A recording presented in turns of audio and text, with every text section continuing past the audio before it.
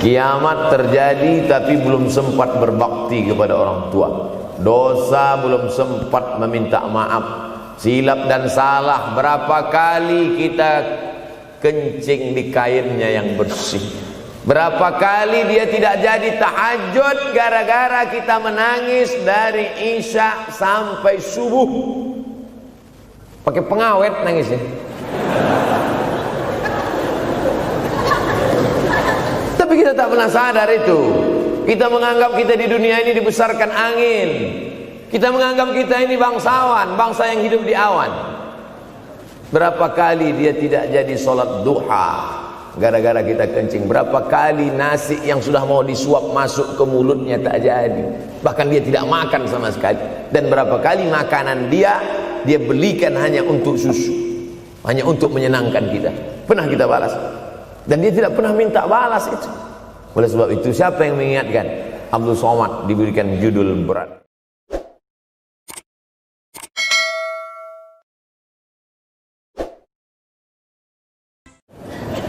Bismillahirrahmanirrahim. Assalamualaikum warahmatullahi wabarakatuh.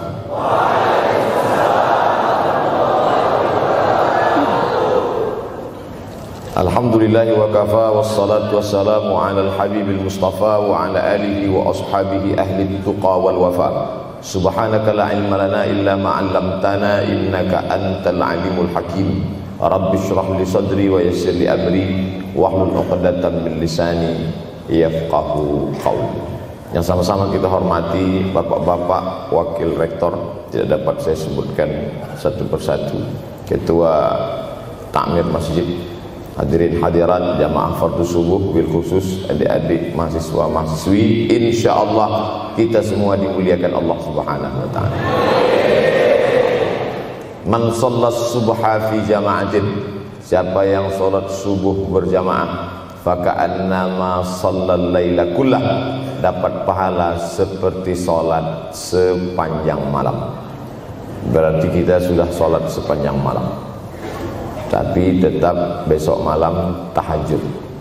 Jangan karena sudah sholat subuh berjamaah lalu tidak lagi tahajud. Apalagi yang memang tak pernah tahajud. Dan ini dijadikan alasan. Besok kalau ada orang membangunkan dia, bangun sholat tahajud. Man shallas subha fi jama'atin faka'annama shallal laila kullah. Man shalla subha fi jama'atin, siapa yang salat subuh berjamaah, kana fi zimmatillah. Dalam hadis yang lain, siapa yang salat subuh berjamaah, maka sampai petang sampai malam nanti dia akan mendapatkan zimmatillah, tanggungan. Makna tanggungan, dipelihara, dijaga Allah zahir dan batin. Kalaupun dia mati hari itu, matinya dalam istiqamah dan husnul khatimah. Tapi dalam hadis ini cuma 3 Ustaz.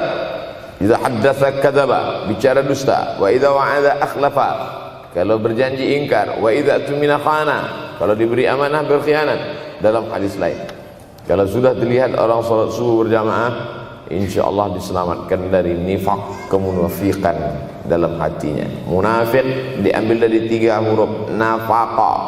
Nafaq, tanal, terowongan, 2 pintu. Ada pintu masuk, ada pintu keluar. Punya 2 wajah, berbeda zahir, berbeda batin. Tapi salah satu tanda adalah pada salat subuh. Mudah-mudahan Allah menyelamatkan kita dari sifat munafik. Makanya perempuan-perempuan kalau mau dapat suami yang selamat dari munafik, inilah dia pasukan salat subuh ini. Selesaikan aja dulu 8 semester.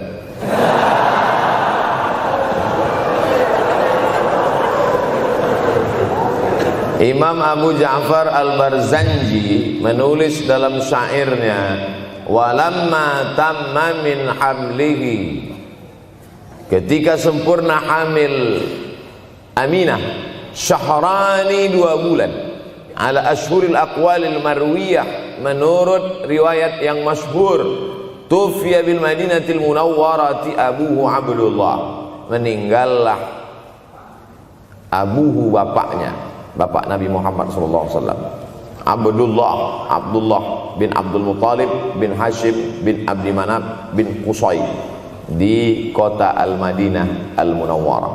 Ketika itu usia Nabi 2 bulan dalam kandungan.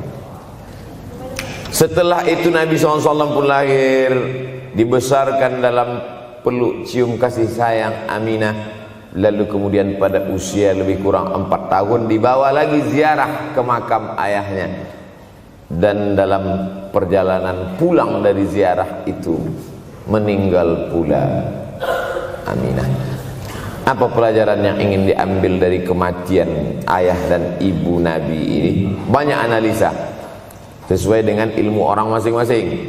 Bagi psikolog yang katanya pengaruh akal manusia itu dipengaruhi 4, maka kata mereka manusia ini berpikir itu dipengaruhi oleh pertama ayah, yang kedua ibu, yang ketiga bacaan, yang keempat lingkungan.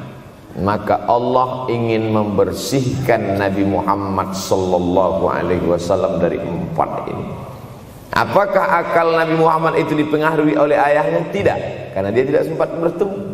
Apakah Nabi Muhammad SAW itu akalnya dipengaruhi oleh ibunya? Tidak, karena 4 tahun sudah meninggal dunia. Apakah Nabi Muhammad SAW itu dipengaruhi oleh bacaannya? Tidak, karena Nabi tidak bisa membaca. Walladzi ba'atsa fil ummiyina rasulan minhum.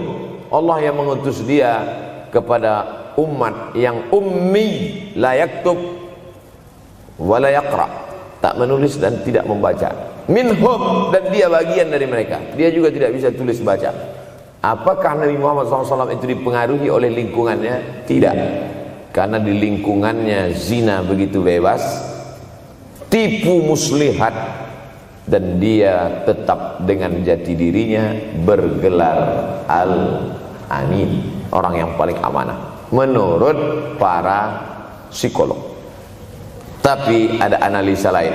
Mengapa ayahnya meninggal ketika dia berusia 2 bulan dalam kandungan, dan belum sempat pula dia mendapatkan kasih sayang seorang ibu?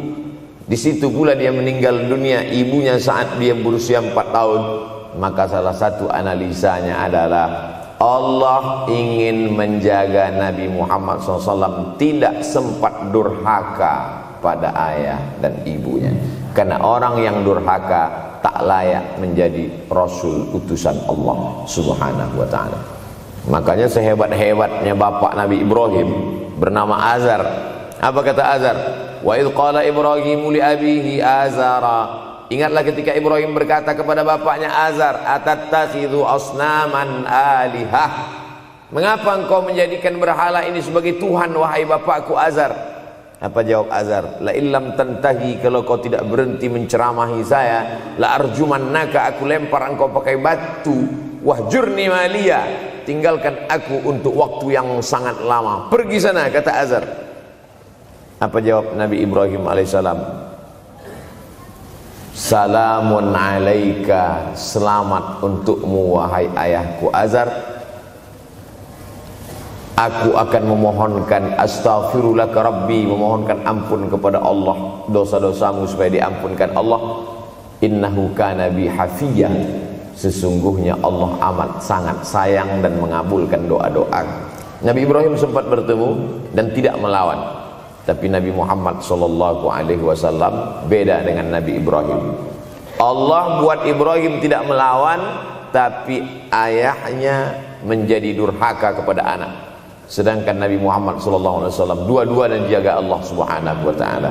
Nabi Muhammad dijaga sehingga tidak sempat durhaka kepada Abdullah dan Aminah, dan Allah pula menjaga Abdullah, menjaga Aminah, sehingga tidak sempat menyakiti manusia yang paling mulia, Nabi besar Muhammad sallallahu alaihi wasallam. Saya tidak memilah-milih nabi-nabi, karena kita memang tidak boleh la nufarriqu baina ahadim mir rusulih. Kita tidak boleh membeda-bedakan antara satu nabi dengan nabi yang lain. Lalu yang membedakan itu siapa? Allah Subhanahu wa ta'ala. Dari cara panggilnya saja berbeda. Kalau Nabi Adam dipanggil Allah, ya Adam uskun anta wa zawjukal jannah.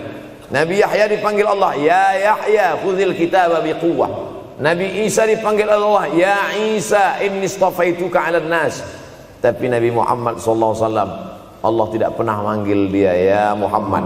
Allah panggil dia dengan dua sebutan. Pertama, ya ayyuhar rasulu balligh, wahai rasul. Dalam panggilannya yang lain, ya ayyuhan nabiyyu jahidil kuffar. Bukan kita yang membedakan, Allah yang membedakan cara panggilan untuk Muhammad sallallahu alaihi wasallam.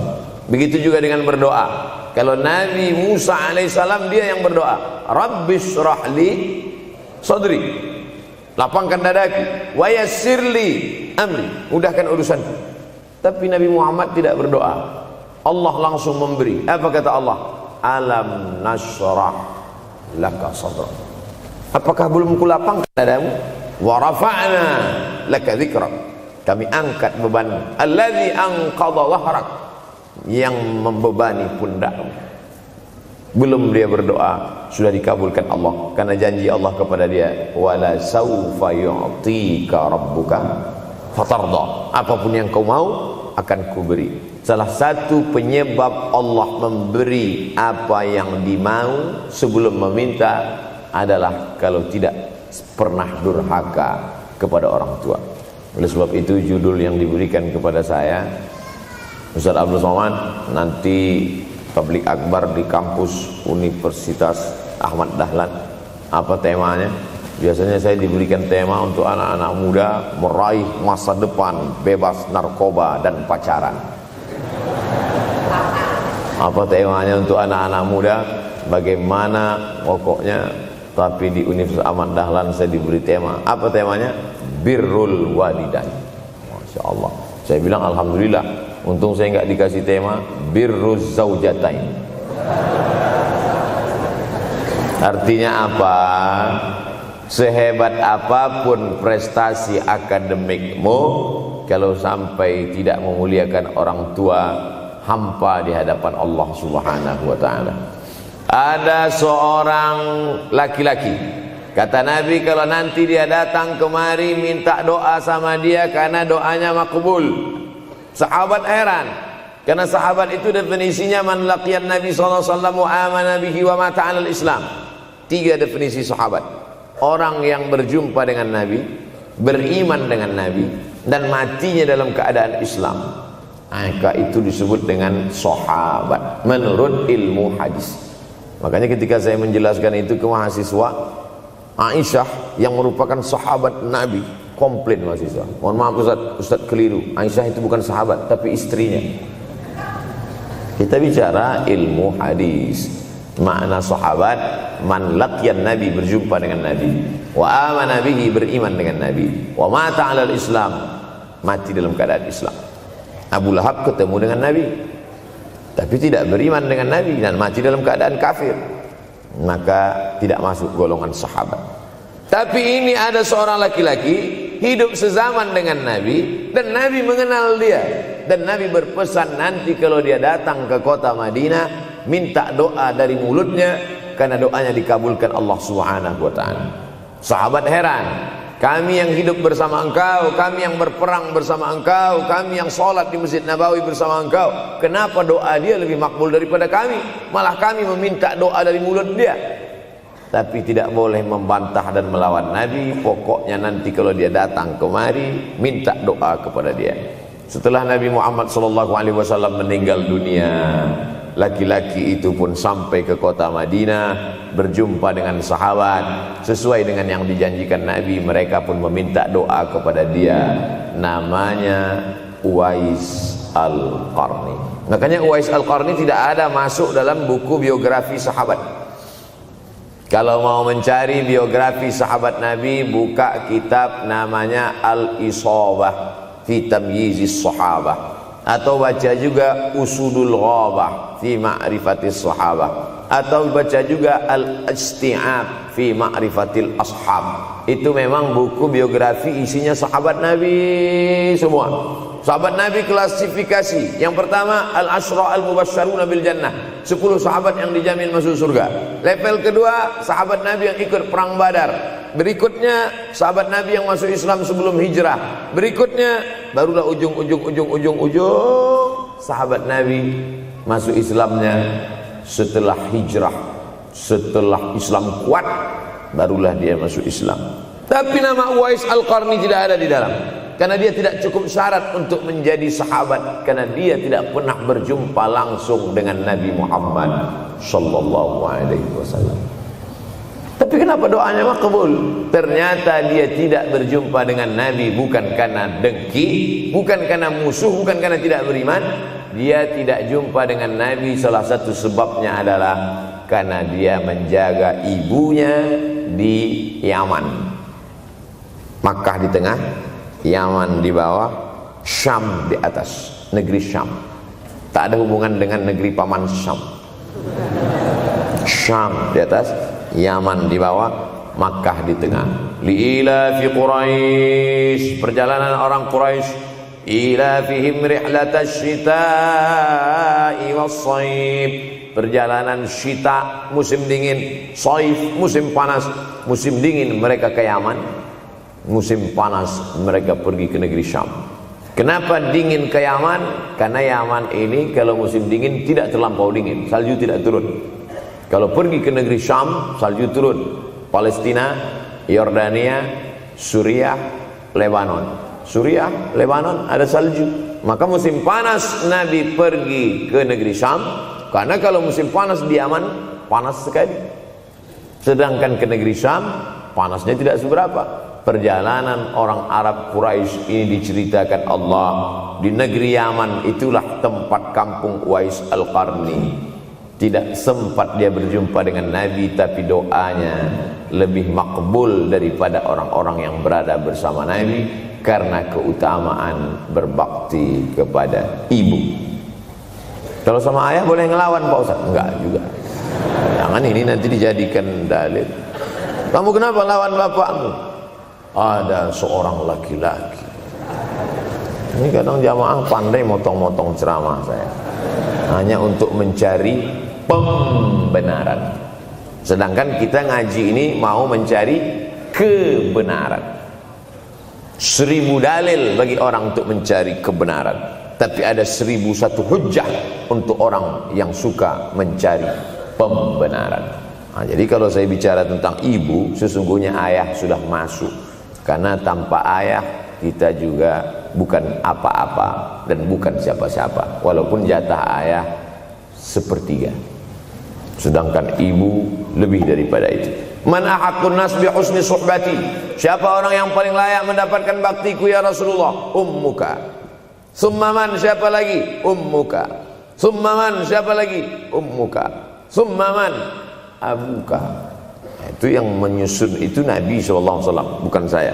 Itu makanya ibumu, ibumu, ibumu, bapakmu. Kenapa Nabi 3 kali? Kenapa Nabi menyebut laki-laki 1 kali, perempuan 3 kali? Karena ibumu mengandung, ibumu melahirkan, ibumu menyusukan. Siapa yang mau dapat 3 kali? Coba yang 3 ini. Mengandung, melahirkan, menyusukan. 3 ini belum bisa dilakukan oleh laki-laki dimanapun. Adapun merubah wajah sudah bisa. Makanya ada lady boy, wajah lady, betis boy. Tapi untuk mengandung tidak bisa. Ana Rahman, aku ini Rahman, kata Allah. Syaqaqtur rahim wa ja'altu lahu isman min ismi. Aku ciptakan satu makhluk di dalam perut perempuan, maaf, namanya rahim, dari namaku. Ini yang belum bisa dibuat dokter dimanapun di dunia ini, menciptakan rahim, belum bisa. Andai terpecah rekor ini, maka kebanggaan luar biasa bagi LGBT.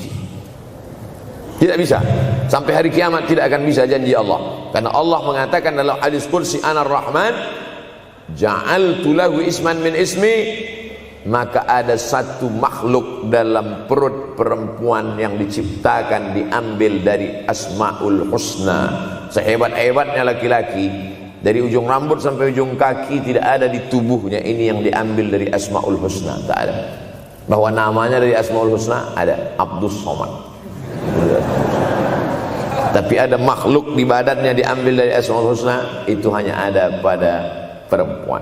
Oleh sebab itu perempuan luar biasa. Makanya kampus Universitas Ahmad Dahlan memuliakan perempuan. Mana perempuan? Di atas letaknya. Makanya saya tidak terlalu berani mendongak ke atas. Begitu hebatnya perempuan. Perempuan adalah ibumu, perempuan adalah istrimu, perempuan adalah anakmu, perempuan adalah adikmu. Maka saat engkau memuliakan perempuan, engkau sedang memuliakan 4 aspek dari kehidupan. Ketika Nabi Muhammad SAW diutus Allah ke atas muka bumi ini, salah satunya adalah mengajarkan manusia bagaimana menempatkan pada posisinya. Posisi dia adalah tempat kita menumpang. Ketika ada seorang laki-laki yang sudah sukses diwawancarai, siapa orang yang paling berjasa dalam hidup Anda? Dulu waktu saya merantau ke Yogyakarta, belum ada apa-apa, saya sempat numpang di rumah dia selama 4 bulan, kata seorang artis dalam sebuah wawancara. Begitu bangganya dia berkata, itulah orang paling berjasa kepada saya karena saya sempat numpang di rumahnya 4 bulan. Tapi ada yang dia lupa, bukan rumahnya yang kau tumpang, bukan ruang tamunya yang kau diami, sempat numpang di perutnya 9 bulan 10 hari. Tak pernah kau sebut. Angkat tangan yang tidak menumpang di rahim, langsung dari planet Mars langsung kemari. Enggak ada. Mr. Bean yang kita semua sehebat apapun pernah menumpang di perutnya. Oleh sebab itu makanya dosa yang paling mengerikan adalah kalau ada orang jual sabu-sabu, peminum khamar, di dunianya bahagia, happy, senang. Itu Ustaz, pengedar narkoba, hidupnya aman, adem, ayam, tentram. Di akhirat azabnya baru diberikan Allah Subhanahu wa taala. Ada orang yang pelakor senior, tapi hidupnya di dunia senang-senang saja. Di akhirat nanti azabnya ditunda. Namanya istidraj. Istidraj diambil dari kata daraja, tertunda. Azab yang tertunda. Sudah jadi judul sinetron. Azab yang tertunda. Tapi ada satu perbuatan dosa yang pasti di dunia dirasakan. Apa itu? Durhaka pada orang tua. Orang yang durhaka pada orang tua, di dunia dia tetap dapat, di akhirat dapat sekali lagi. Itu janji Rasulullah SAW. Lama hidup banyak dirasa, jauh berjalan banyak dilihat, lama jadi ustadz banyak yang curhat. Maka tidak 1 2 itu saya lihat dalam kehidupan. Hebat, rezeki banyak melimpah ruah, tapi jauh dari kebahagiaan. Apa sebab? Janji Rasulullah SAW, orang yang durhaka pada orang tua di dunia sudah dapat, di akhirat dapat lagi. Dapat. Di mana letak keadilan Allah? Kenapa di dunia sudah dapat, di akhirat dapat lagi? Yang di dunia itu baru DP-nya, di akhirat baru kau rasakan cash. Oleh sebab itu jangan pernah melawan pada orang tua. Jangan pernah melawan. Apapun kata dia, jurus menghadapi orang tua ini tidak banyak, 3 saja. Kalau dia marah-marah, kalau dia cerewet, kalau dia ngamuk-ngamuk, pertama diam. Pulang kampung marah aja. Saya bolak-balik kirim uang belanja, kenapa kamu IP-nya 2,0? Diam. Yang kedua, diam. Yang ketiga, diam. Kalau belum bisa membahagiakan, jangan susahkan dia. Kalau belum bisa menunjukkan prestasi, jangan susahkan hatinya. Jangan sampai belum ketemu dengan wajah kita pun dia sudah susah hati. Baru nama kita muncul di HP-nya, kumat darah tingginya. Bunyi handphone dia lihat nama kita di situ, langsung berubah detak jantung. Karena ternyata bukan nama kita di situ dia buat. Siapa? Troublemaker. Oleh sebab itu jangan susahkan orang tua. Saya tidak ujuk-ujuk langsung jadi ustadz. Saya sempat jadi mahasiswa terlama di dunia. Saya kuliah di Mesir tahun 1998 sampai 2002. 4 September 1998 menginjakkan kaki di Kairo. November pulang tahun 2002. Tidak pernah sekalipun saya menyusahkan orang tua saya. Tak pernah saya minta uang pada mereka. Sampai almarhumah emak saya bertanya, "Kau makan apa di sana?" "Makan nasi," saya bilang. "Dari mana dapat uang?" "Beasiswa saya cukup, Mak. 162 pon. 50 untuk makan, 50 untuk rumah, tinggal 62. 20 dibagi lagi untuk ongkos, 20 untuk buku, 20 disimpan, mana tahu demam sakit gak ada uang." Sampai pulang. Sampai akhirnya dia kasih tanya, "Gimana caranya ngirim uang supaya nanti di akhirat kalau Allah bertanya, pernah nggak ngirim uang?" "Pernah." Ya, saya tak mau menyusahkan. Saya menganggap kalau nanti saya minta hatinya susah, kalau nanti saya banyak minta saya tak bisa balas, maka saya bukan berarti mengajak adik-adik tidak minta uang. Saya paham tak semuanya dapat beasiswa, artinya minta. Cuman kalau minta ya pulang nanti sampaikan ke orang tua, "Saya sudah dengar ceramah Ustaz Somad, maka saya tidak minta lagi, Mas." Tidak.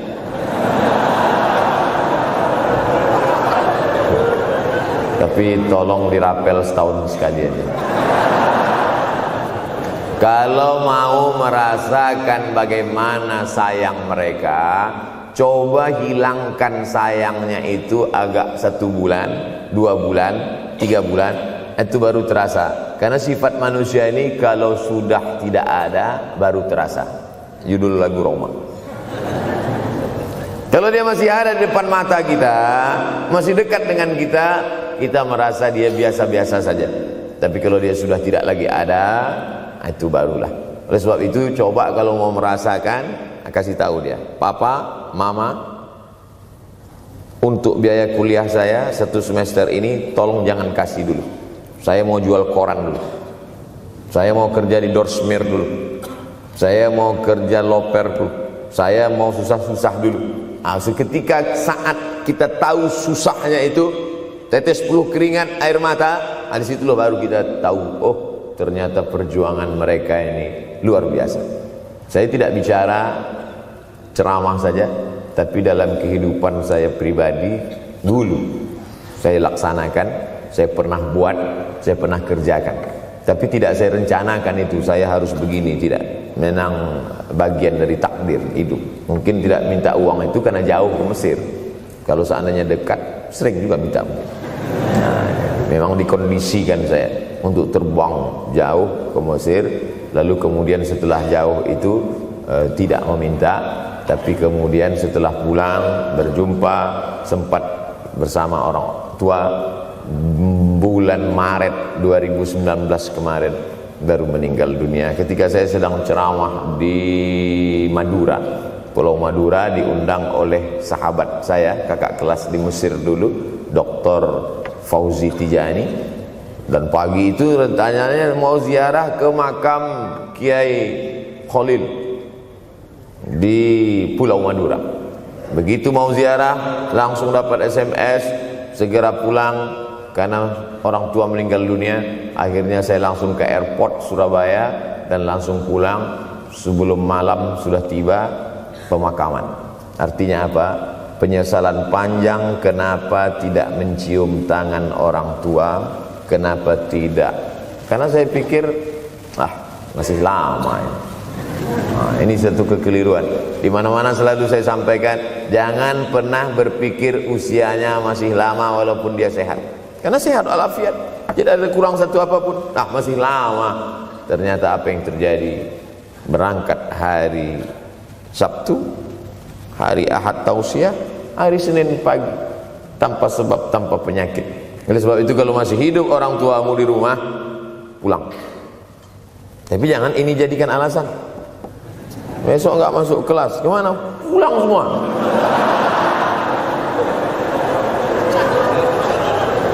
Pulang sesuai dengan kondisi, situasi dan keadaan. Pulang. Kalau masih bisa membahagiakan dia apa makanan kesukaannya, belikan.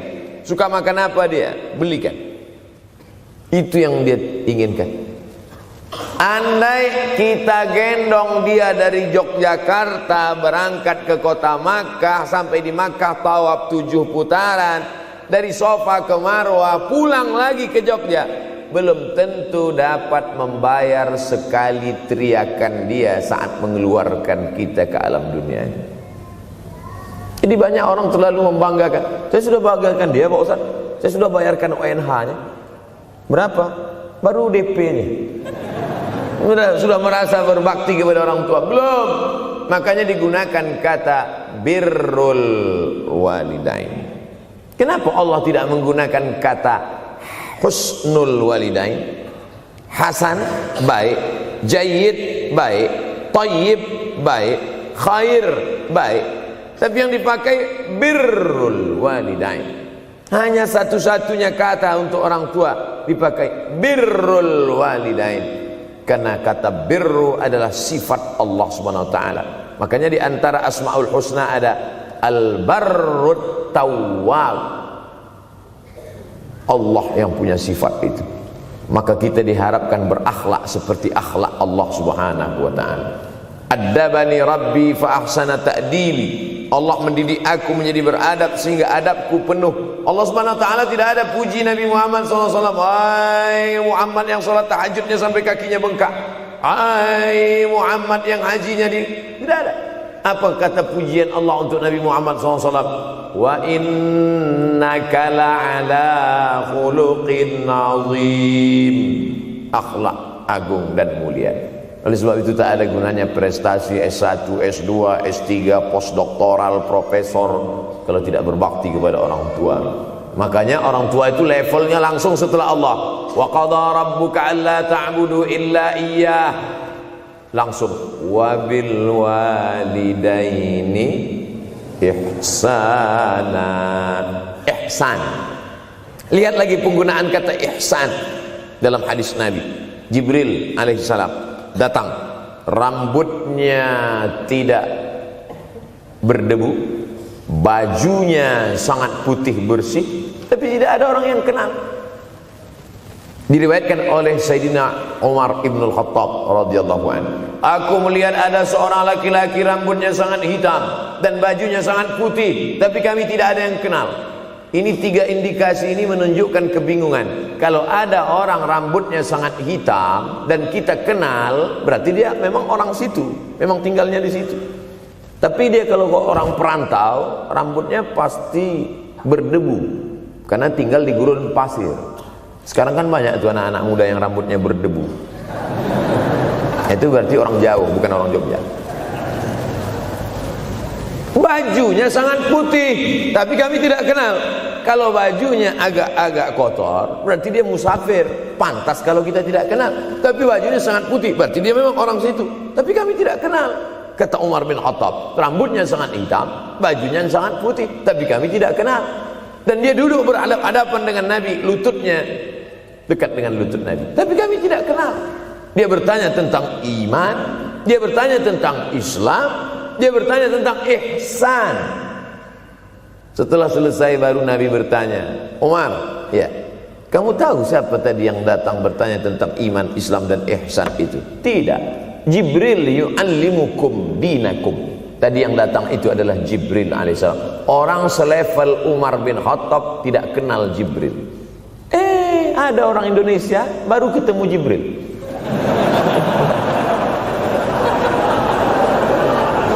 Umar bin Khattab kalau lewat di suatu jalan, kalau Umar bin Khattab lewat jalan Sudirman, maka setan lari ke jalan lain. Ini ada orang satu perjalanan sama setan, ngaku kenal dengan Jibril alaihissalam. Makanya kalau baca hadis, satu hadis, tapi analisa dari hadis itu banyak sekali. Umar tidak kenal dengan Jibril kecuali setelah Nabi Muhammad SAW yang bercerita mengenalkan. Dari mana Nabi tahu? Nabi dapat wahyu dari Allah Subhanahu wa ta'ala.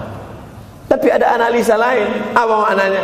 Allah menggunakan kata ihsan untuk orang tua, Nabi menggunakan kata ihsan untuk Allah.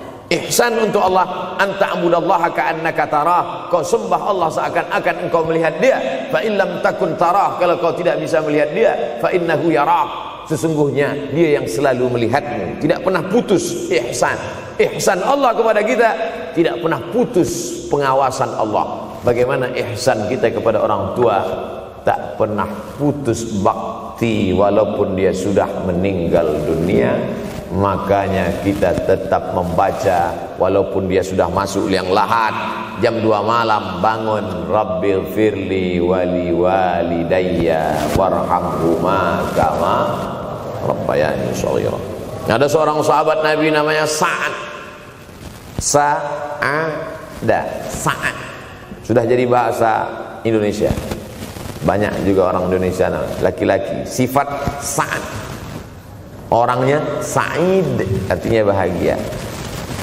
Sa'adah, kebahagiaan. Jenenge sapa? Sa'adah. Itu dari bahasa Arab. Sa'adatun, bahagia. Datanglah seorang laki-laki bernama Sa'ad menjumpai Nabi sallallahu alaihi wasallam, "Ya Rasulullah, wahai Rasulullah, ummi matat, ibu saya sudah meninggal dunia. Afa atasaddaqu anha? Kalau saya bersedekah, kira-kira pahalanya sampai apa tidak untuk almarhumah ibu saya?" Kata Nabi, "Tasaddaq, silakan engkau bersedekah." Ayu sadaqatu afdal, sedekah apa yang paling afdal? Saqiyul ma, memberi air minum. Memberi air minum, niatkan untuk almarhum almarhumah, kata Nabi, tasaddaq, silakan sedekah. Langsung tanpa pikir panjang, apa kata Sa'ad? Idzan ahfiru bi'ran, kalau begitu saya gali sumur sekarang juga, sumurnya saya wakafkan dengan niat almarhumah. Oleh sebab itu, yang orang tuanya sudah meninggal dunia, pulang dari sini jangan gali sumur, cukup telepon, "Assalamualaikum, sumur bor." Cari pondok pesantren yang kesulitan air, pergi ke kaki-kaki gunung, orang mencari air, satu jerigen mikul 5 km jalan. Di situ tempat minum lembu, kerbau, di situ juga mereka mengambil air. Cari, galikan, mengalir air sumur untuk mereka, mengalir pula sampai ke liang lahatnya. Itu bakti kita. Pulang dari sini, cari pondok pesantren, panti jompo, panti yatim. "Assalamualaikum Bapak pimpinan yatim, saya lihat ini kamar mandinya sedikit, orang ngantri banyak, keran air tidak ada. Gimana ini? Berapa lagi yang perlu sumur bor di sini?" "Kami perlu kira-kira 5. Insya Allah. Bapak mau bantu?" "Enggak, nanya-nanya aja." Nih, ini akan menolong di hadapan Allah Subhanahu wa ta'ala. Tapi kalau dia masih hidup, masih ada, senangkan hatinya. Pulang dari Universitas Ahmad Dahlan Yogyakarta dengan membawa selembar kertas. Apa itu? Transkrip nilai semester ini IP 4. Siapa yang tidak bangga? Bangga orang tua. Saya pulang dari Mesir, saya bawa ijazah LC. Satu lagi ijazah dari Maroko, MA. Ini mak, ijazah LC MA. Saya tidak lihat dia nampaknya tak bahagia. Karena dia dulu waktu saya kecil nyuruh saya, "Kamu mesti doktorandus." Itulah cita-cita ya dia yang tidak sampai. Saya mesti doktorandus. Di mana mau mencari titel doktorandus kan? LCMA. Saya bilang, "Mak, ini LCMA ini lebih hebat dari doktorandus." Artinya apa? Bahwa menyenangkan hati orang tua itu ketika hati dia terbuka, bahagia, disitulah pintu-pintu rezeki itu terbuka. Turun barokah-barokah itu. Buah kalau matang itu dijolok, jatuh. Dan menjatuhkan rahmat Allah itu, membuka pintu-pintu langit, mengetuk pintu-pintu rahmat dan ridha Allah dengan ridha orang tua. Makanya kata Nabi, ridha Allah fi ridhal walidain. Kalau Allah ridha, maka semua yang kau mau dia berikan. Orang kalau sudah ridho itu artinya senang. Orang kalau sudah senang, semua dia kasih. Apa yang ada di tangannya, itu dia berikan. Tadi malam sampai di hotel, datang seorang jamaah, buka cincinnya. Cincin paling dia sayang, dia kasih ke saya. Laki-laki. Nah nih Ustaz Somad, ambil. Duduk saya tadi, duduk. Datang anak muda, dia lihat saya tak pakai sorban, dikasihnya sorban. Cuman akadnya belum jelas apa ngasih atau pinjam, Allah a'lam.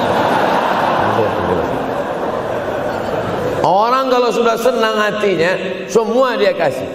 Begitulah orang kalau sudah dapat ridha Allah Subhanahu wa taala.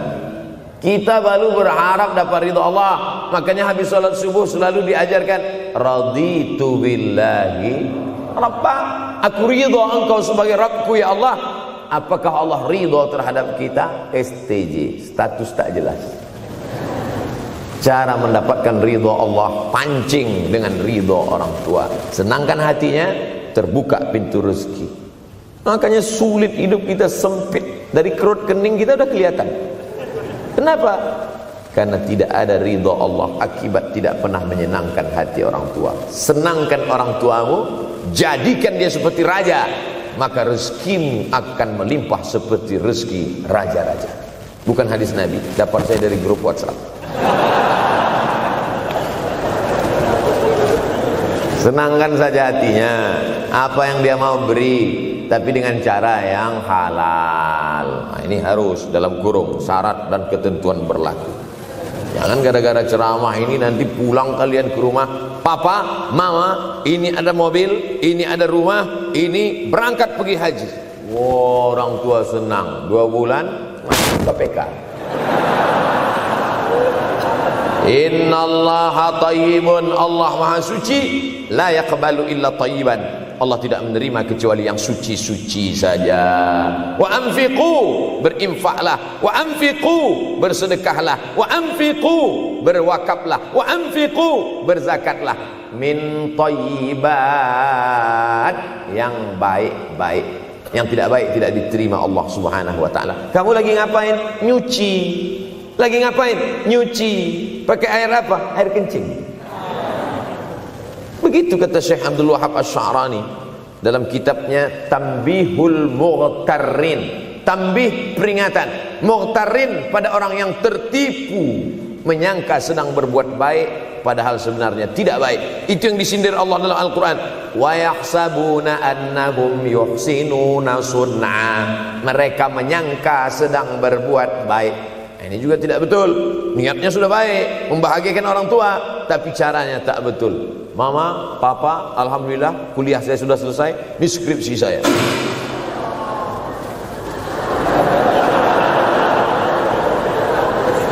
Masya Allah. Bayangkan kalau kiamat tiba-tiba terjadi. Begitulah agaknya terkejutnya kita. Kiamat terjadi tapi belum sempat berbakti kepada orang tua.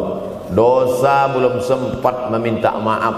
Silap dan salah berapa kali kita kencing di kainnya yang bersih. Berapa kali dia tidak jadi tahajud gara-gara kita menangis dari Isya sampai subuh. Pakai pengawet nangisnya.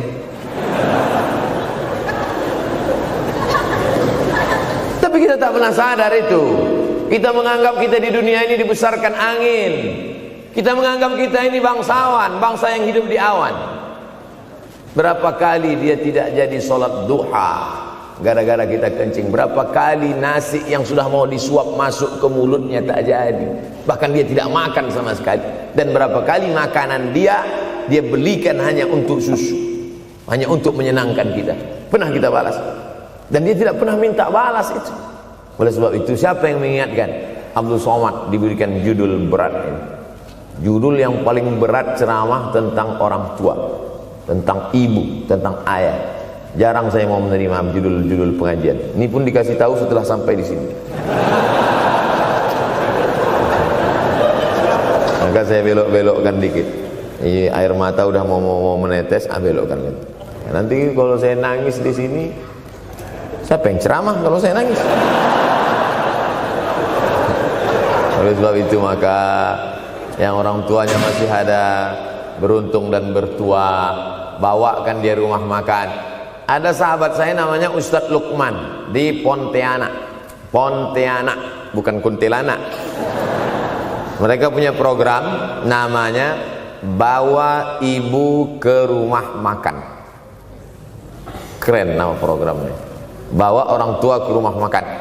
Nanti hari libur adik-adik, anak-anakku sekalian libur, bawa ayah, bawa ibu ke rumah makan. Ketika Ustadz Lukman cerita itu ke saya, Ustadz Somad, kita punya program baru nih. Apa nama programnya Ustadz? Bawa ibu ke rumah makan.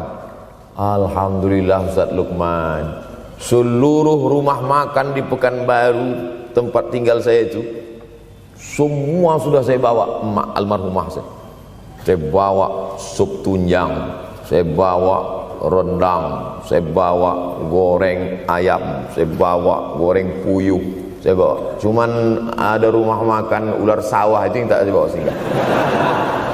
Lain dari itu sudah saya bawa.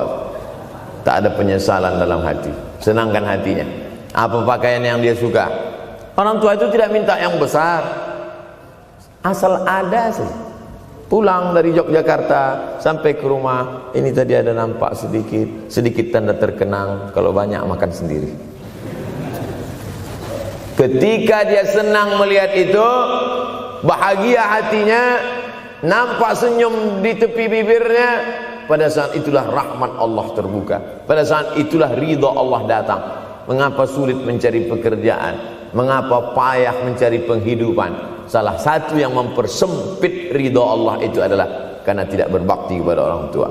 Oleh sebab itu maka judul tema yang diberikan birrul walidain, berbakti kepada orang tua, bahagiakan. Ini ada juga ini anak-anak yang sudah sukses ini, papa, mama sudah meninggal, papa jangan risau, silakan terbang ke Yogyakarta, ada adik di sana. Silakan terbang ke Surabaya, ada kakak di sana. Silakan terbang ke Kuala Lumpur, ada keluarga di sana. Jangan hiraukan. Kata bapaknya, kalian terbangku saja kalian pikirkan. Kemana aku hinggap tak kalian pikirkan. Ada sebagian orang ketika ibunya meninggal dunia, marah dia, mengamuk dia anggap kebahagiaan itu sudah hilang. Padahal membahagiakan orang tua dua-dua adalah tanggung jawab kita. Kalau dua-duanya sudah tidak ada Pak Ustadz, masih ada keluarga. Ada keluarga. Al-khalah bimasabatil saudara ibu, kakak ibu, adik ibu, sama seperti ibu. Sambung lagi silaturahim, buat dia senang, buat dia bahagia. Man ahabba yubsatalahu fi rizqihi, siapa yang mau lapang rezekinya, wa yunsa'alahu fi asarihi, dipanjangkan umurnya, falyasil rahimahu, hendaklah dia menyambung tali silaturahim. Saya ceramah di satu kota. Sampai di kota itu saya melihat rumah besar, megah, mewah, seperti istana. Cuman saya segan mau nanya, nggak mungkin saya tanya, Pak, ini hasil dari apa? Saya tengok, saya ngangguk. Kawan-kawan saya yang ikut di situ seperti ngelihat kucing semuanya. Mantap. Setelah duduk, makan, habis makan, minum, habis itu Sohibul Bait yang punya rumah pun cerita. Ustadz Abdul Somad, iya Pak. Dulu ini hanya bambu-bambu yang dikasih daun, yang dikasih terpal. Tempat apa Pak? Tempat ibu saya buat pengajian. Setiap tahun dibuat begitu. Pasang tiang-tiang kayu, pasang terpal, daun-daun, pengajian ramai. Sampai akhirnya saya berkata, Bu, pengajian kita hentikan saja, stop. Saya tidak sanggup lagi pasang tenda, pasang terpal ini. Tapi akhirnya apa kata ibu saya? Nanti setelah saya tidak ada, pengajian ini terus kamu buat. Allah bukakan pintu rezeki Ustaz Somad. Inilah yang terjadi sekarang. Saya belikan orang tua saya itu rantai, saya belikan gelang, saya belikan cincin. Bulan depan saya datang, sudah nggak ada lagi. Mana gelangnya Mak? Nggak ada. Mana rantainya Mak? Nggak ada. Mana cincinnya? Nggak ada. Kemana? Itu kan emas mahal. Sudah saya jual. Untuk apa? Untuk bersedekah ke fakir miskin. Rupanya gelangnya, rantainya itu habis dia berikan sedekah fakir miskin.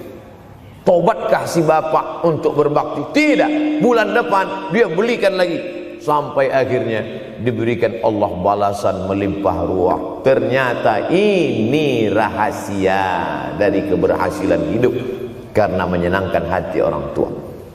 Saya tak sebut nama, saya tak sebut lokasi, tapi yang mau berkunjung nanti saya kasih lokasi tepatnya. Saya kasihkan nanti alamat dari Google, saya kasih, supaya melihat secara nyata.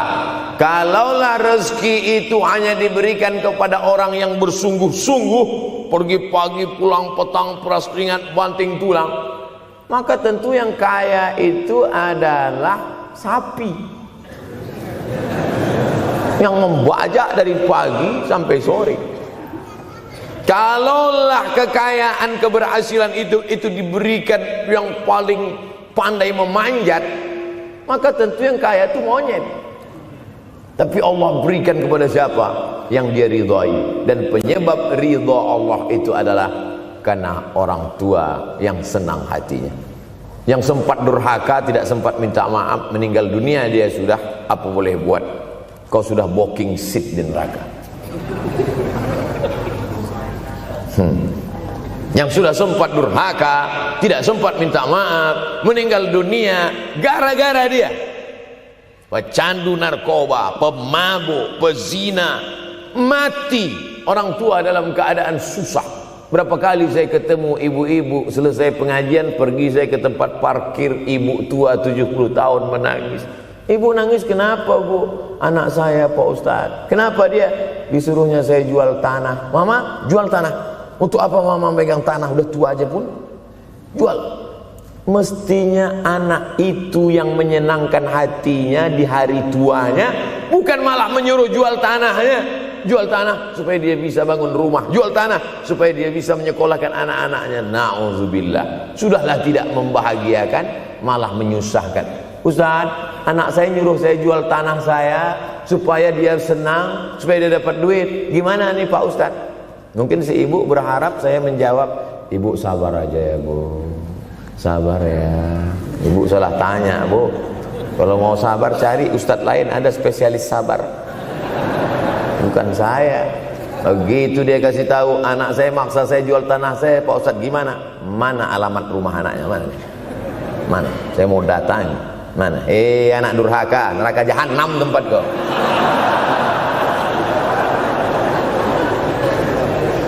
Tak mau dia ngasih alamat. Rupanya dia takut nanti anak saya malah marah sama saya, Pak Ustadz. Saya kasihan. Mudah-mudahan Allah berikan kekuatan pada ibu. Tapi cerita ini bukan satu dua contoh kasus. Ternyata zaman sanggup memperkarakan pengadilan hanya karena sebatang pohon kayu. Atau cuma saya yang dapat berita aja? Adik-adik ada juga dapat kiriman itu? Sanggup memperkarakan sebatang pohon kayu. Padahal kalau kau jual semua kebunmu itu, belum tentu dapat menebus. Datang seorang laki-laki mengadu kepada Nabi Muhammad SAW. Ya Rasulullah, ini bapak saya ini kurang ajar sekali. Bapaknya kurang ajar? Diambilnya harta saya ya Rasulullah. Gimana ini ya Rasulullah? Apa kata Rasulullah SAW? Anta wa maluka li abik. Anta sampai ke tempat kita jadi ente. Anta wa maluka, ente, harta ente, li abik, punya bapakmu. Jangankan hartamu yang di rumah itu, dirimu pun punya bapakmu. Nabi membela, seolah-olah Nabi berkata, apa yang diambil itu belum ada apa-apanya dibandingkan melepuh kulitnya untuk memberikan engkau sesuap makanan yang halalan thayyibah. Orang yang durhaka pada orang tuanya, insya Allah anaknya juga akan durhaka kepada dia. Oleh sebab itu maka jangan pernah durhaka. Kalau sempat durhaka lalu kemudian meninggal dunia dia Pak Ustaz, sudah meninggal pun tetap masih bisa berbakti. Pertama dengan doa, kedua dengan sodakoh. Kalau kebetulan rezeki banyak, banyak-banyak sodakoh. Kalau tidak ada rezeki melimpah, doa.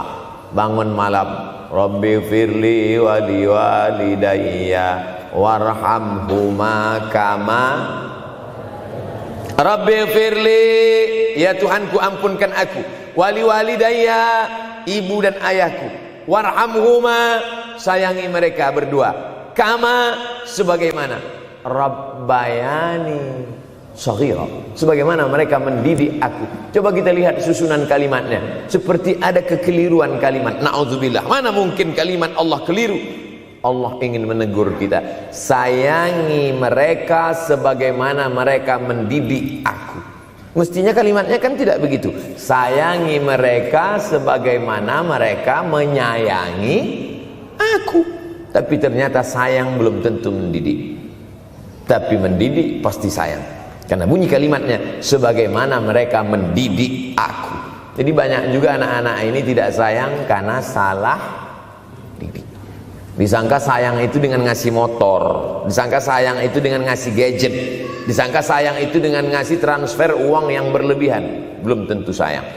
Dulu ada insinyur arsitek yang membangun salah satu rumah keluarga saya. Kuliahnya di Jogja. Cerita dia, dulu saya kuliah di Jogja, Ustadz Abdul Somad, insinyur. Terus teman kami sakit di kos-kosan.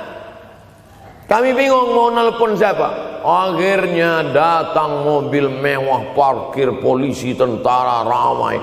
Barulah kami tahu rupanya dia anak menteri. Jadi sayang orang tua itu bukan mesti dibelikannya apartemen, dibelikannya mobil, belum tentu. Boleh jadi itu justru menjerumuskan anak. Diberikan apartemen, diberikan mobil mewah, habis 2 bulan kena virus HIV AIDS. Tapi kalau dibuatnya kita jauh, saya yakin adik-adik kuliah di Universitas Ahmad Dahlan, ada yang dari timur Indonesia, ada yang dari Sumatera, lalu kemudian di tengah kesendirian, belum makan, uang kos belum bayar, transfer macet, datang setan berbisik, hei, sebetulnya kau anak yatim piatu yang dibuang. Bukan. Orang tuamu bukan tidak sayang, dia hanya sedang ingin mendidik supaya engkau menjadi anak yang mandiri. Maka nanti kalau sedang duduk termenung gitu, tiba-tiba datang bisikan, pergilah cari jembatan, terjunlah.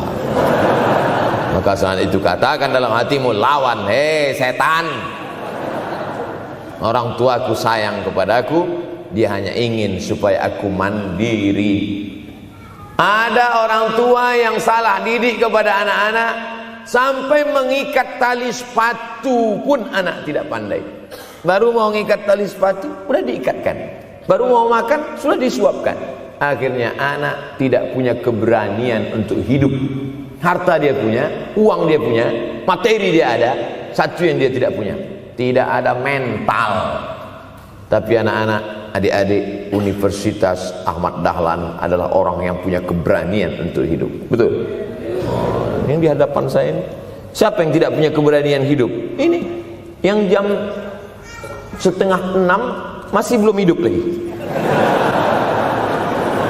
Ada ini tidak punya keberanian untuk hidup, hidupnya terlambat. Tapi mahasiswa Universitas Ahmad Dahlan punya keberanian untuk hidup. Bahkan mungkin dia lebih dulu hidup daripada saya. Lebih dulu bangun dia tadi. Alhamdulillahillazi ahyana ba'da ma amatana wa ilaihin nusyur. Tengok jam. Oh, rupanya masih jam 1. Tidur lagi. Saudara yang dimuliakan Allah Subhanahu wa taala. Maka my life, my adventure. Hidup saya adalah petualangan saya. Ini yang mau kita harapkan. Berani menghadapi tantangan. Ada orang yang menganggap hidup ini ya simpel-simpel aja lah Pak Ustaz. Tapi ada orang ingin hidup ini penuh dengan perjuangan. Sama seperti makanan. Ada orang simpel aja, nasi, kecap, telur rebus, dah cukup. Tapi ada orang mau ada goreng ayamnya, ada rendangnya, ada supnya, ada tom yamnya, ada lengkap semua. Begitu juga hidup ini. Ada orang yang simpel aja, ambil goreng ikan, makan. Tapi ada satu lagi enggak, pergi naik mobil, sampai ke tepi hutan naik motor, habis itu nyewa speedboat sampai di tengah laut mancing, ujung-ujungnya ikan juga. Yang dia nikmati bukan ikannya, tapi yang dia nikmati adalah proses untuk mendapatkan ikannya. Faham? Itu enaknya ngomong sama siswa. Coba kalau yang masyarakat biasa, kita udah capek cerita, selesai ada pertanyaan, Ustadz maksudnya tadi apa ya? Aduh, capek gitu. Saya terus terang kalau ceramah di depan mahasiswa ini bangkit semangat saya lagi.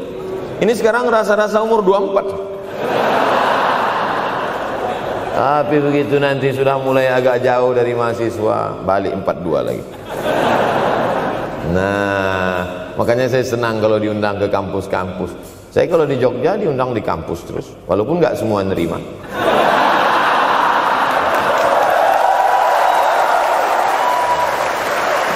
Saudara yang dimuliakan Allah Subhanahu wa taala, maka kita harus sering-sering bersama. Apa ini takbir? Takbir itu ngusir setan. Tadi saya ceramah jam 4:30, sekarang sudah jam 5:30 Artinya saya sudah ceramah 70 menit. Ini sudah keluar dari kode etik. Karena di mana-mana saya ceramah 60 menit. Kenapa bisa Ustaz Somad ceramah 70 menit di Universitas Ahmad Dahlan ini? Kenapa? Semangat yang membuat kita. Padahal berdiri lagi, tahan, belum sarapan lagi, tahan. Artinya apa? Yang membuat kita kuat itu bukan materi, bukan makanan, tapi semangat. Maka jangan sempat kehilangan semangat. Bangkitkan semangat, semangat terus. Semangatnya apa? Semangat ingin membahagiakan orang tua. Kalau lupa, tulis. Biasanya mahasiswa ini kan suka lupa, tulis di dinding kamar. Semangat bahagiakan calon mertua.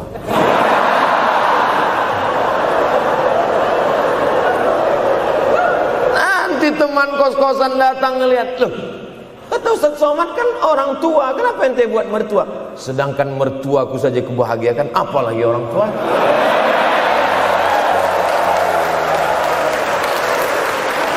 Begitu hebatnya. Cuman kadangnya kita hanya mendapat ini hanya di sinetron-sinetron saja. Real nyatanya di mana? Datanglah ke Universitas Ahmad Dahlan. Jadi hidup ini harus ada target yang mau dicapai. Banyak orang targetnya nggak benar. Saya ingin menjadi orang yang punya kepribadian, Pak Ustadz. Rumah pribadi, mobil pribadi. Target bahagiakan orang tua. Gaji pertama kalau kerja nanti umroh. Oh, gitu. Ma, doakan. Nanti kalau aku kerja insya Allah gaji pertama nanti memberangkatkan umroh. Syukur-syukur nggak usah diomongkan dulu, kasih surprise. Senang. Mama, ayah, ini gaji pertama. Dia buka, tengok 700.000.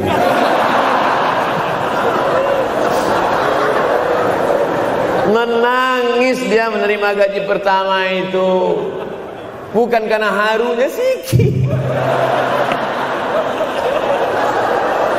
Gitu dia buka amplop, oh kok setitik dong. Haru dia. Kenapa setiap mendapat hadiah dari anak, orang tua selalu meneteskan air mata? Karena kita tidak pernah besar dalam pandangan matanya. Kita sehebat apapun, kita tidak pernah besar di matanya. Di pandangan ibu ayah kita, kita adalah anak kecil yang tapak kakinya 2 jari, panjangnya sejengkal. Maka jangan pernah ceramahi orang tuamu. Jangan mentang-mentang sudah mahasiswa pulang, ayah sini, mama sini, dulu assalamualaikum. Bisa. Karena kita tidak pernah besar di mata orang tua. Kita tetap kecil. Walaupun kamu sudah menikah, sudah punya istri, sudah punya anak, kau tetaplah anak-anak dalam pandangan dia. Oleh sebab itu jangan sok besar, jangan sok hebat. Kalau ada pesan yang ingin mau disampaikan, jangan melalui mulut kita, dipinjam mulut orang lain. Tokoh masyarakat, alim ulama, dia ngajinya di mana? Ada yang mau kita perbaiki, jilbabnya mungkin kurang panjang, mungkin ada kebiasaan dia yang kurang baik. Sementara kita udah ngaji, sudah belajar di Universitas Ahmad Dahlan, sudah terpelajar, membuat dia mau menjadi orang baik. Tidak mesti dari mulut kita, pinjam mulut orang lain. Assalamualaikum Pak Kades, pinjam mulut Pak Kades sebentar. Pak Kades, ayah saya kan orangnya baik sama Pak Kades. Iya, nanti kalau saya ngomong dia nggak dengar. Jadi saya mohon tolong Pak Kades. Pak Kades, ayah saya sampai sekarang belum sholat Pak Kades. Jadi tolong Pak Kades nasihati dia. Kata Pak Kades, saya juga nggak sholat. Hancur dunia persilatan. Oleh sebab itu senangkan. Ini banyak anak-anak yang udah ngaji, yang sudah aktivis masjid, merasa ingin orang tuanya baik, dia sendiri menceramahi, nggak ketemu, nggak connect dia. Ayah sini, orang yang tidak sholat neraka jahanam tempatnya. Sakit hati, meleleh air matanya. Sekali kau buat air matanya menetes, maka kau akan berenang dalam kesengsaraan. Jangan pernah buat dia menangis. Kalau dia nangis haru Pak Ustadz, nggak apa-apa. Cuman kita kan sulit membedakan mana air mata haru, mana air mata sedih. Sama-sama bentuknya air mata. Makanya ada ungkapan, jangan menangis air mata buaya. Kenapa selalu kalau disebut air mata buaya? Karena memang buaya menangis bukan karena sedih, tapi karena kekenyangan. Buaya kalau habis makan orang, keringat, buaya itu tidak ada pori-porinya. Kita kalau berkeringat kan keluar pori-pori, ini keluar air. Buaya nggak ada. Satu-satunya tempat air keluar, itulah.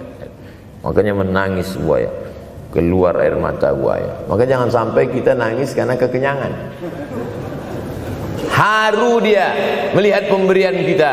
Di saat itu menetes air matanya, berdoa, dia memanjatkan doa, mengetuk pintu-pintu langit, terbuka. Masya Allah. Tembus. Pantasan doa mahasiswa Universitas Ahmad Dahlan kabul, rupanya pintu terbuka. Doa kepada Allah Subhanahu wa taala. Kadang-kadang kita merasa doa kita yang dikabulkan Allah, kadang-kadang kita merasa sok hebat.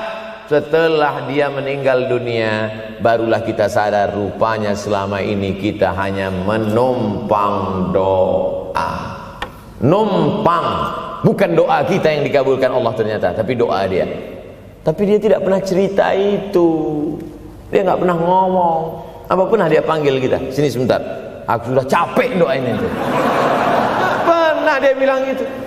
Dia cukup mengadu tengah malam, ya Allah, anakku ini jadikan dia berhasil kuliahnya, ya Allah. Sudah hampir 14 semester nggak selesai-selesai. Dia mengadu kepada Allah Subhanahu wa taala. Ma, aku susah ini sekarang. Susah kenapa? Skripsiku ditolak terus.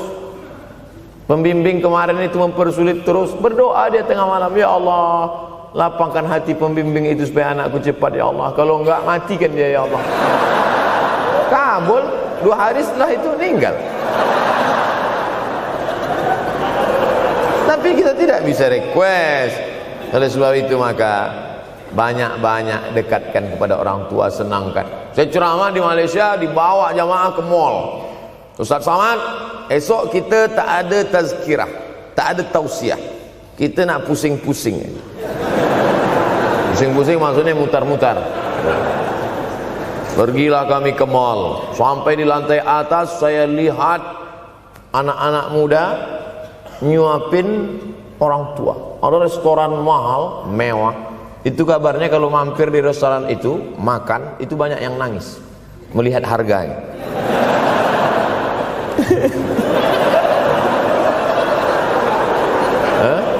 Ada saya lihat anak-anak muda yang ganteng-ganteng, perempuan yang cantik-cantik menyuap orang tua. Orang tua yang sudah tak berambut, sudah perempuan tak berambut lagi, rontok saking tuanya, kulit sudah keriput. Duduk.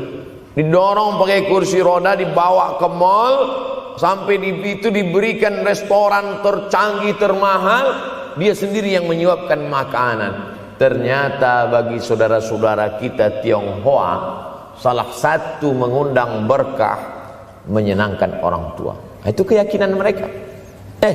Kok kenapa ente kasih makan? Ya oke lah. Ajaran kita mengajarkan tapi kita tak amalkan. Ketika tetangga, kawan, sahabat kita mengamalkan, rezekinya melimpah, baru kita heran. Dia kok kaya ya? Iyalah, dia kan punya tuyul. Tuyul mana bisa bawa duit banyak? Nih keberkahan.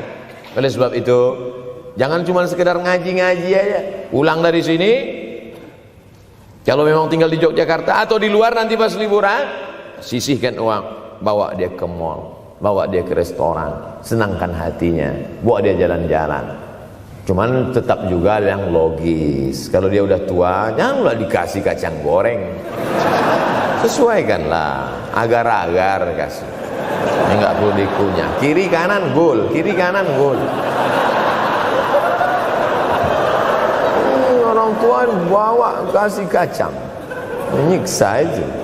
Saudaraku yang dimuliakan Allah Subhanahu wa taala, kenikmatan yang terbesar adalah ketika orang tua masih ada bersama kita.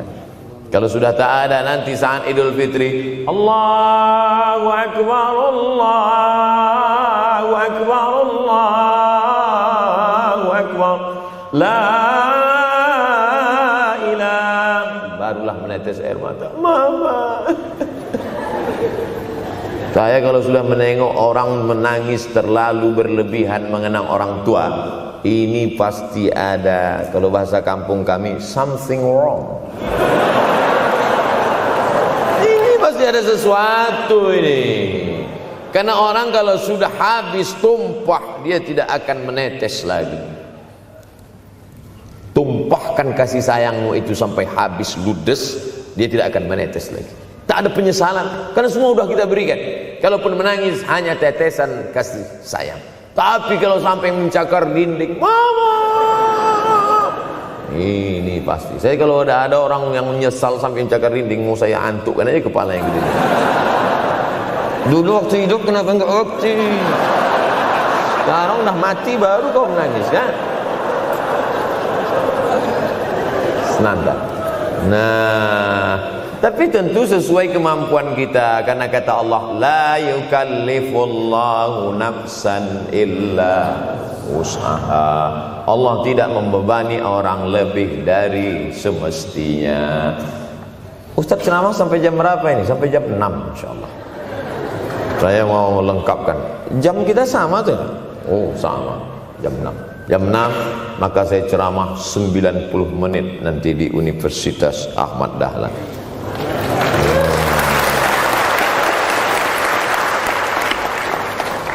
Berceramah di Universitas Ahmad Dahlan merupakan suatu kebanggaan bagi Abdul Somad. Kenapa begitu? Saya pengagum Kiai Haji Ahmad Dahlan, termasuk ulama yang saya kagumi. Lalu kemudian, apa kekaguman di antara kekaguman Ustadz terhadap Kiai Haji Ahmad Dahlan? Beliau punya keberanian untuk melawan arus TBC, tahayul, bid'ah, coerafat. Dia berani melawan itu. Dan akhirnya, dan beliau tidak membangun ketokohan. Tidak yang dibangkitkan itu Ahmad Dahlannya, tapi yang dibangkitkan itu metodenya. Yang dibangun itu relnya. Sehingga nanti kalau kereta apinya lapuk, tetap akan ada kereta api baru yang lewat di rel ini. Ini yang dibangun. Dan akhirnya sampai hari ini saya sedang berada di hadapan kereta api yang baru. Ada Thomas.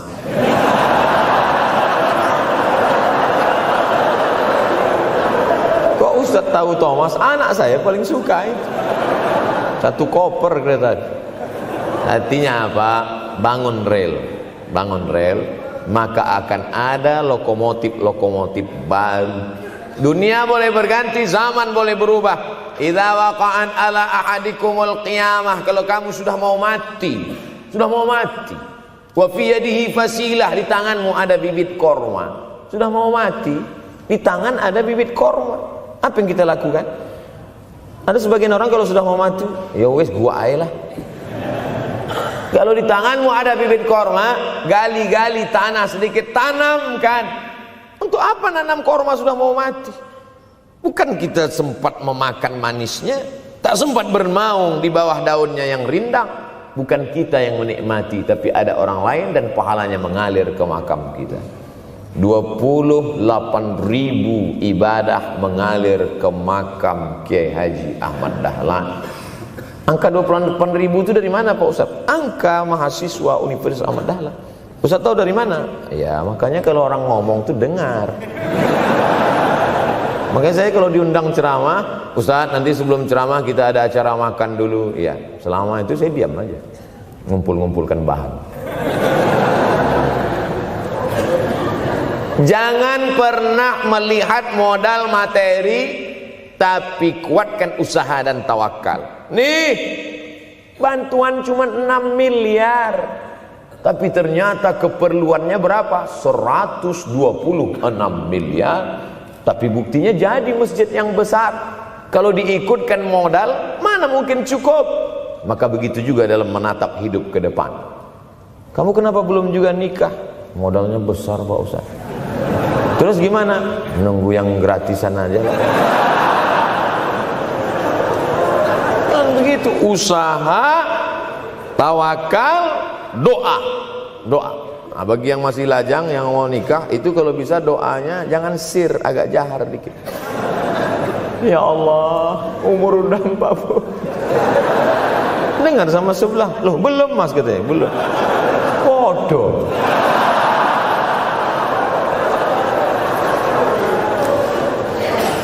Kira-kira rezeki itu Allah yang ngatur atau kita yang ngatur? Allah. Makanya diantara Asmaul Husna Ar-Razzaq, yang maha memberi rezeki. Kalau Allah yang mengatur, mungkinkah Allah menyia-nyiakan kita? Tidak. Cicak di dinding, semua tahu, karena dari kecil kita memang sudah diajari lagu cicak.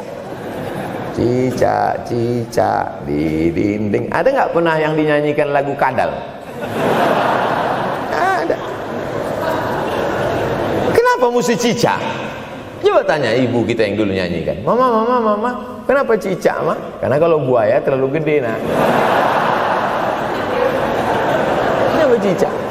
Dia sedang mengajarkan kita bagaimana cicak dengan segenap kelemahannya. Cicak itu binatang yang lemah, hidupnya aja sungsang. Kita selalu berlawanan dengan cicak. Yang kata kita di atas, kata cicak di bawah. Tapi makanan cicak luar biasa. Apa makanan cicak? Helikopter, nyamuk. Cicak tidak bisa menggunakan tangannya, karena kalau dia pakai tangannya jatuh. Kadang pakai 4 aja jatuh. Selalu kan kejadian eksiden cicak jatuh.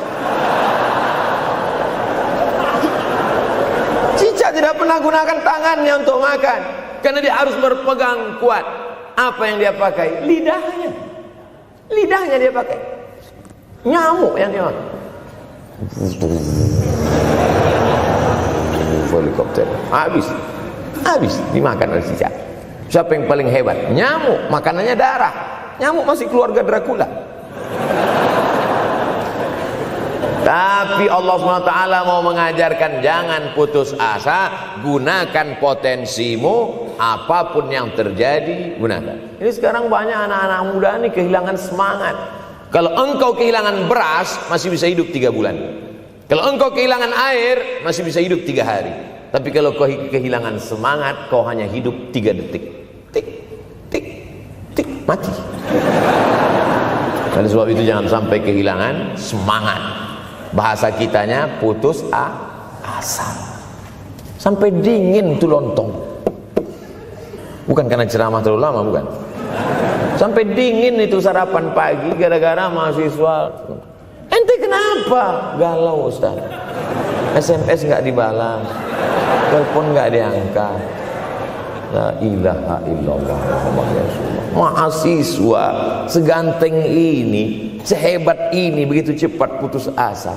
Saya aja setua ini, sekurus ini masih banyak yang mau. Lihat tuh komen-komen di Instagram, baca tuh komen-komen di YouTube. Ustadz, jadikan aku yang kedua ya. Masa kalian anak-anak muda gagah perkasa, bangkitkan semangatmu, takbir. Banyak yang belum ketemu jodoh. Saudara yang dimuliakan Allah Subhanahu wa taala, maka bangkitkan semangat. Tapi yang namanya semangat ini tidak bisa bangkit dengan banyak. Kita lihat orang bersemangat, pede di depan orang, pede luar biasa. Dia kok pede sekali? Pakai santai. Banyak juga yang semangat, pede luar biasa, rupanya pakai jimat. Kita pede kita bukan karena sabu-sabu, bukan karena narkoba. Pede kita karena kita sudah serahkan semuanya pada Allah. Inna sholati wa nusuki wa mahyaya wa mamati lillah. At-tahiyatul mubarakatun sholawatun thayyibatun lillah. Tapi tetap satu. Jangan nanti mentang-mentang udah dengar ceramah saya, at-tahiyatul mubarakatun.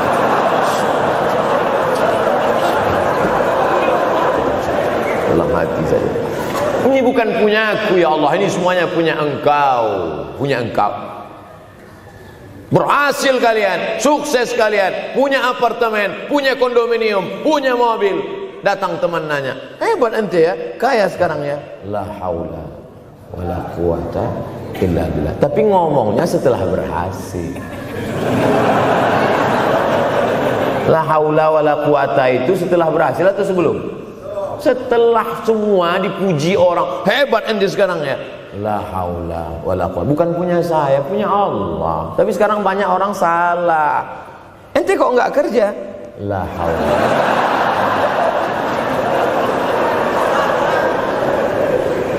La haula wala quwwata illa billah. Subhanallah, masya Allah, tabarakallah. Menunjukkan manusia lemah, tak punya apa-apa. Dia ingin berkata, ini hanyalah punya Allah. Begitu juga dengan acara ini. Kenapa acara di masjid? Kenapa acara di kampus kemarin ramai melimpah ruah?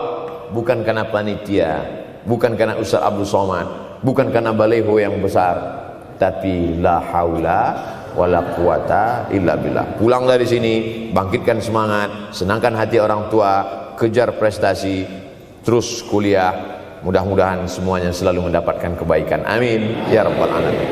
Terima kasih atas segala perhatian. Mohon maaf atas segala kesilapan dan kekhilafan. Abdul Somad, hamba Allah yang fakir, mohon maaf. Berpisah kita di tempat ini, tapi kita tak pernah putus dalam persahabatan, karena kita selalu bersama, jauh di tempat, dekat di doa. Terima kasih. Wassalamualaikum warahmatullahi wabarakatuh.